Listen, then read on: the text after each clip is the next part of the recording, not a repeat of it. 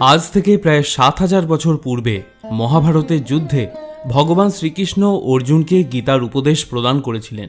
ভগবদ্ গীতায় বলা শ্রীকৃষ্ণের বাণী আজও জীবনে এগিয়ে যাওয়ার অনুপ্রেরণা দেয়।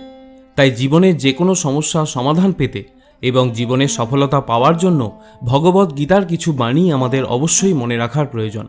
ভগবদ্ গীতা শুধুমাত্র এটি ধর্মের জন্যই নয়, এই বইটিকে পৃথিবীর সমস্ত ধর্মের মানুষের পড়া এবং বোঝা উচিত, যাতে সে তার জীবনে সুখ, শান্তি এবং সাফল্য অর্জন করতে পারে। গীতা জীবনের ধর্ম, কর্ম এবং প্রেমের পাঠ শেখায়। শ্রীমদ্ ভগবদ্ গীতার জ্ঞান মানুষের জীবন এবং মৃত্যুর পরবর্তী জীবনের জন্য উপযোগী মনে করা হয়।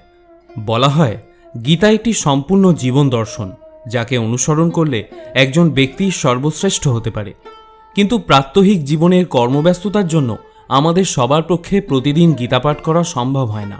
অনেকে মনে করেন ধার্মিকরাই গীতা পাঠ করেন, কিন্তু এটা একেবারেই সঠিক নয়। স্বাধীনতা আন্দোলনের সময় বিপ্লবীদের অন্যতম পাঠ্য ছিল এই ভগবদ্ গীতা।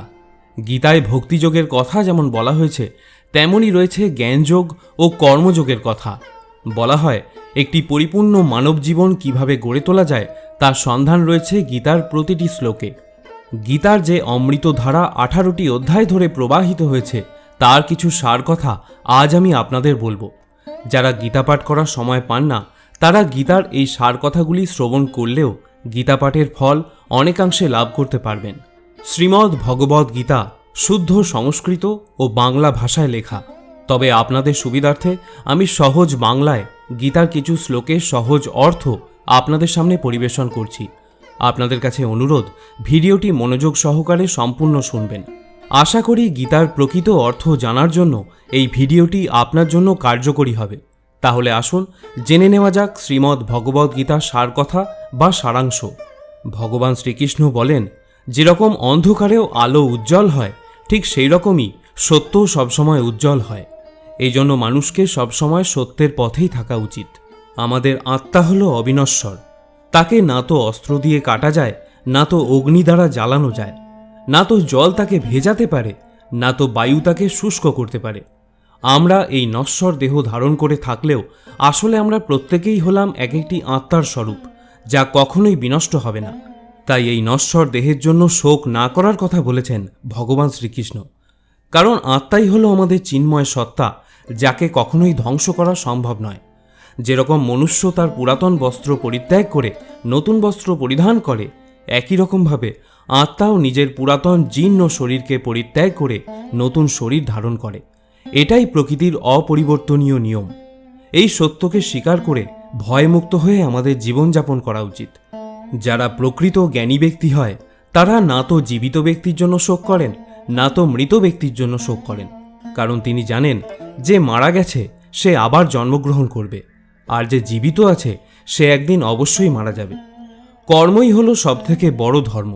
শ্রীকৃষ্ণ অর্জুনকে বললেন, হে অর্জুন, মানুষ কর্ম করার জন্যই এই পৃথিবীতে জন্মগ্রহণ করে থাকে, আর কর্ম না করে কেউ ক্ষণকালও জীবিত থাকতে পারে না। এমনকি মানুষ যখন নিদ্রারত অবস্থায় থাকে, তখনও তার মস্তিষ্ক কর্ম করতে থাকে। মানুষকে পরিণামের কথা চিন্তা না করে নিজের কর্তব্য পালন করা উচিত। সবসময় ভালো কর্ম করা উচিত, কারণ কর্ম এমন একটি ফসল যা মানুষকে একদিন না একদিন কাটতেই হবে। যা ঘটে গেছে তা ভালোর জন্যই ঘটেছে, আর যা ঘটছে তাও ভালোর জন্যই ঘটছে। যা ঘটবে তাও ভালোর জন্যই ঘটবে। ভগবান আমাদের সেটা দেন না যেটা আমাদের ভালো লাগে, ভগবান আমাদের সেটাই দেন যেটা আমাদের জন্য ভালো। এই পরম সত্য যিনি উপলব্ধি করতে পারেন, তিনি মনুষ্য মধ্যে সবচেয়ে শ্রেষ্ঠ হন। সুখ দুঃখ, মান অপমান, লাভ ক্ষতি, এই বিভিন্ন পরিস্থিতিতে তিনি অটল থাকতে পারেন। এই রকম ব্যক্তিকে ভগবদ্ গীতায় স্থিতপ্রজ্ঞ বলা হয়েছে। তাই হে অর্জুন, তুমি স্থিতপ্রজ্ঞ হওয়ার চেষ্টা করো। তোমার কি হারিয়ে গেছে যে তুমি কাঁদছ? তুমি কি কিছু এনেছিলে যা হারিয়ে গেছে? তুমি কি কিছু সৃষ্টি করেছ যা নষ্ট হয়ে গেছে? না তো তুমি সঙ্গে করে কিছু নিয়ে এসেছো, আর না তো তুমি সাথে করে কিছু নিয়ে যেতে পারবে। তুমি এই পৃথিবীতে খালি হাতেই এসেছো, আর তোমাকে খালি হাতেই এখান থেকে ফিরে যেতে হবে। আজ যা তোমার বলে দাবি করো তা গতকাল অন্য কারো ছিল, আগামীকাল তা অন্য কারো হয়ে যাবে। পরিবর্তনই হলো সংসারের নিয়ম। তুমি যেটা নিজের মনে করে মগ্ন হয়ে আছো, এই প্রসন্নতাই তোমার দুঃখের প্রধান কারণ হয়ে দাঁড়াবে। মনে রেখো, কোনো জাগতিক বস্তুই তোমার নিজের নয়। সেটা বস্তু হোক বা ব্যক্তি, সেটা অনুভূতি হোক বা উপলব্ধি, যাকে তুমি মৃত্যু ভাবো সেটাই হলো আসল জীবন। মহাকাল তোমাকে এক মুহূর্তে কোটি লোকের অধিপতিও করে দিতে পারে, আবার নিঃস্বও করে দিতে পারে। তোমার আমার ছোট বড় আপন পর এইসব অনুভূতি মন থেকে মুছে দাও, তাহলে তুমি সবার আর সবাই তোমার হয়ে যাবে। এই শরীর তোমার নয়, তুমিও এই শরীরের নয়। এই শরীর পৃথিবী, জল, অগ্নি, বায়ু, আকাশ দ্বারা সৃষ্ট। আর এমন একদিন আসবে যেদিন তুমি এগুলোতেই মিশে যাবে, কিন্তু আত্মা স্থির। তাহলে তুমি কে? তুমি নিজেকে ভগবানের ওপর ছেড়ে দাও। তোমার জন্য এটাই সর্বোত্তম উপায়। যিনি পরমেশ্বরের সমর্থন পেয়ে যান, তিনি ভয়, চিন্তা, উদ্বেগ, হতাশা ইত্যাদি থেকে মুক্ত হয়ে যান। ভগবান শ্রীকৃষ্ণ বলেন, আমি সবের শুরু। আমি শুরুর আগেও ছিলাম, আর সব কিছু শেষ হয়ে যাবার পরেও থাকব। সবই আমার মধ্যে, আর আমি সবার মধ্যে। এই পৃথিবী, চন্দ্র, সূর্য, মাটি, বায়ু, জল সব আমিই বানিয়েছি। আমি ভগবান, শয়তান, রাক্ষস এবং মানুষ সৃষ্টি করেছি। আমি ব্রহ্মা, আমি বিষ্ণু, আবার আমিই হলাম মহেশ্বর। ভগবান বলেন, সমস্যা থেকে পালিয়ে যাওয়া নতুন সমস্যাকে আমন্ত্রণ জানানোর সামিল। জীবনের সব মুহূর্তে নতুন নতুন সমস্যা আর প্রতিকূলতার মুখোমুখি আমাদের হতেই হয়, এবং এটাই জীবনের অটল সত্য। একটা শান্ত সমুদ্রে একজন নাবিক কখনোই দক্ষ হয়ে উঠতে পারে না। দক্ষ হওয়ার জন্য তাকে সামুদ্রিক ঝড়ের মুখোমুখি হতেই হয়। অন্ধকারে অন্ধ হয়ে যাওয়া লোক না তো নিজের দোষ দেখতে পায়, না তো অন্যের গুণ। মনে রেখো, কেউ কারোর অভাবে মরে যায় না। সময় সবাইকে একদিন বাঁচতে শিখিয়েই দেয়। জীবন একবারই পাওয়া যায়, এটা সম্পূর্ণ ভুল কথা, কারণ মৃত্যুই একবার পাওয়া যায়। জীবন তো প্রতিদিনই আমরা পেয়ে থাকি। অন্ধকারাচ্ছন্ন রাত্রি যদি এসে থাকে, তাহলে আলোকিত প্রকাশ নিয়ে সূর্য অবশ্যই আসে। রোগ যদি এসে থাকে, তাহলে তার ওষুধও অবশ্যই আসে।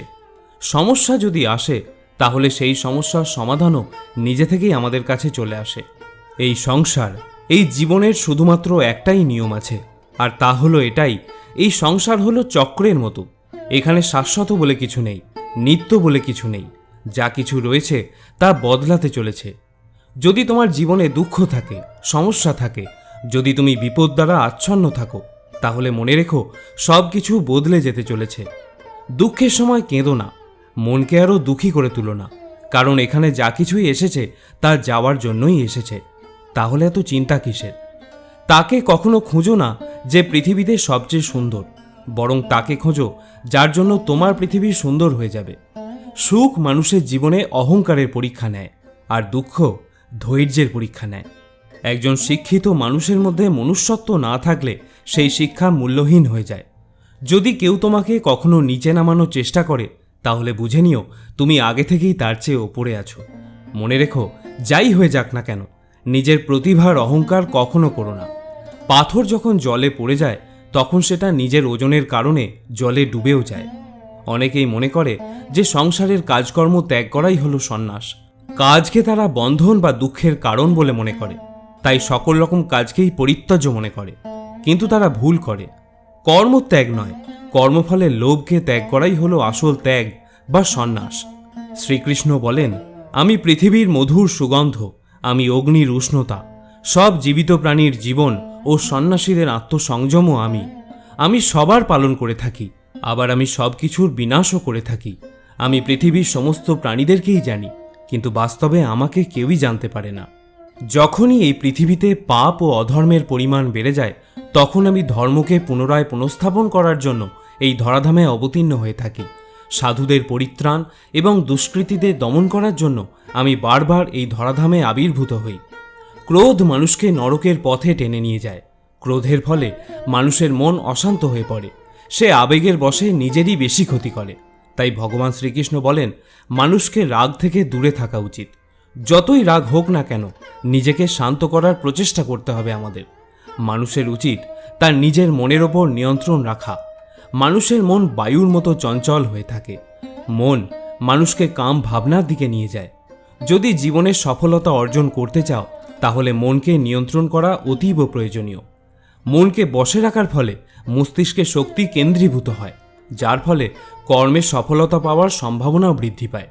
গীতায় ভগবান বলেছেন, যার মনের ওপর নিয়ন্ত্রণ আছে তার মনে দুশ্চিন্তা ও অপ্রয়োজনীয় চিন্তাভাবনা প্রবেশ করতে পারে না, যার ফলে মনুষ্য তার লক্ষ্যকে সহজেই জয় করতে পারে।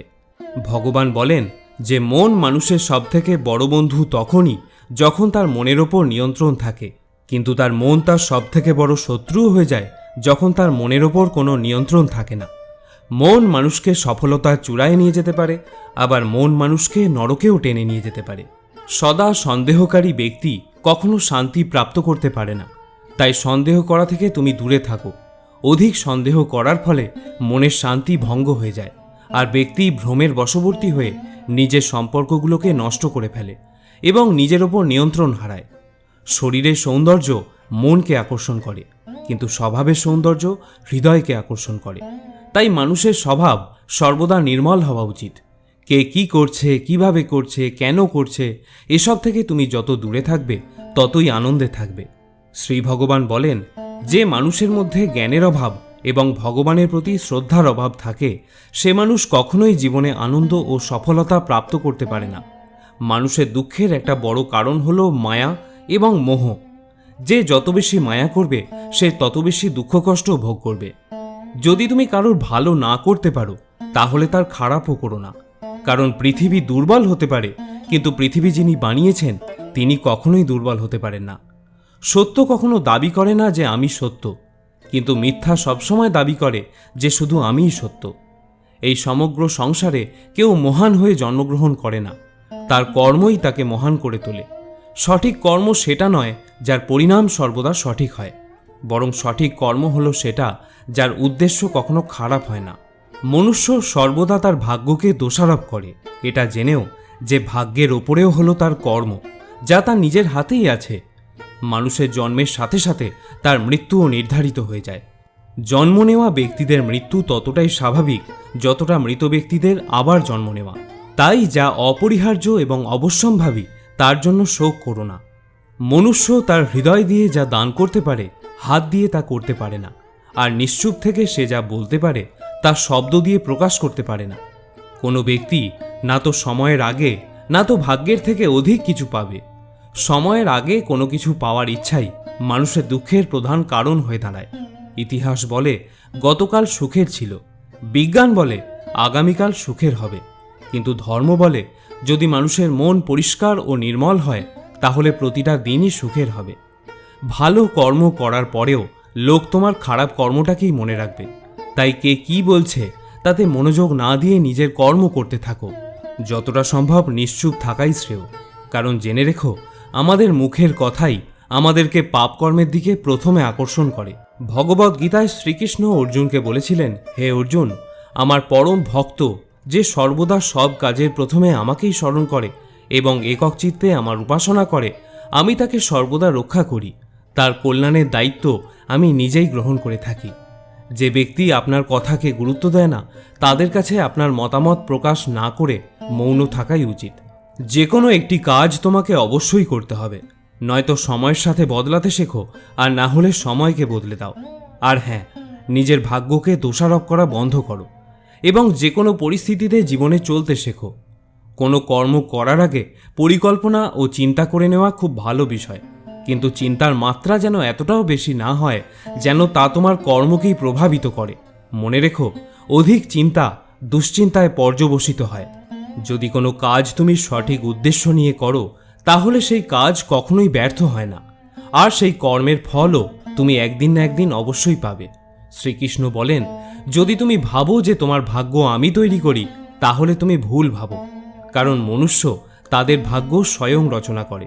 তুমি কখনো এটা ভেবো না যে মানুষ ভালো হয় বা খারাপ হয়, তুমি এটা ভাবো যে তার কর্ম ভালো না খারাপ, কারণ মনুষ্য যেভাবে কর্ম করে সেইরূপ ফলই সে লাভ করে, যেটা তাকে ভালো বা খারাপে পরিণত করে। কাকে কি আর কতটা বলতে হবে যদি তুমি শিখে নাও তাহলে তোমার জীবন সার্থক হয়ে যাবে। যদি জীবনে কখনো সুযোগ পাও তাহলে স্বার্থ ত্যাগ করে সাহায্য করে দিও, কিন্তু কখনোই স্বার্থপর হয়ে এড়িয়ে যেও না। ধর্ম দ্বারা পরিপূর্ণ হৃদয় সর্বদা ধর্মের পরামর্শ দেয়, আর অধর্ম দ্বারা পরিপূর্ণ হৃদয় সর্বদা অধর্ম করারই পরামর্শ দেয়। মানুষ এজন্য দুঃখী নয় যে সে ঈশ্বরের অস্তিত্বকে বিশ্বাস করে না, মানুষ এজন্য দুঃখী কারণ সে ঈশ্বরের জ্ঞানকে বিশ্বাস করে না।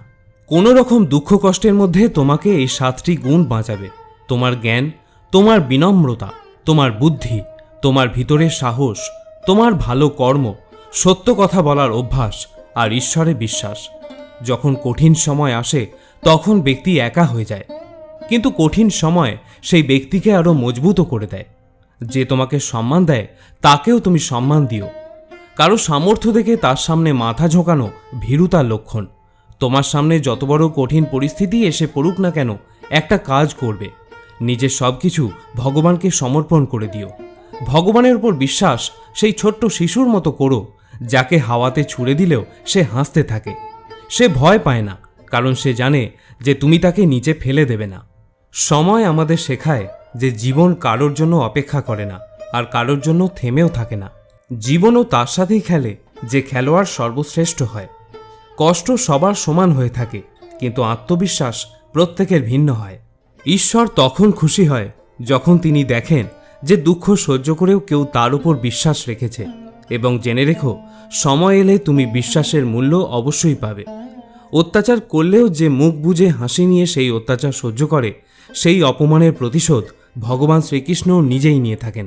আমাদের কাছে যা কিছু আছে তার আনন্দ আমরা তখনই উপভোগ করতে পারব যদি আমরা সেই চিন্তা ছেড়ে দিই যা আমাদের কাছে কি নেই। সফল হওয়ার জন্য একলাই চলতে হয়। লোক তো তখন তোমার পিছনে থাকে যখন তুমি আগে এগোতে থাকো। যথার্থ মানুষ হয়ে ওঠো, কিন্তু রূপ আর চেহারা দিয়ে নয়, বরং হৃদয়, বুদ্ধি আর জ্ঞান দিয়ে। গীতার আরেকটি গুরুত্বপূর্ণ শিক্ষা হল ভক্তির ধারণা বা ঐশ্বরিক ভক্তি। গীতার মতে ভক্তির পথ হল মুক্তিলাভের সবথেকে প্রত্যক্ষ এবং সহজ উপায়, কারণ এতে সম্পূর্ণরূপে ঐশ্বরিক ইচ্ছার কাছে সমর্পণ করতে হয়।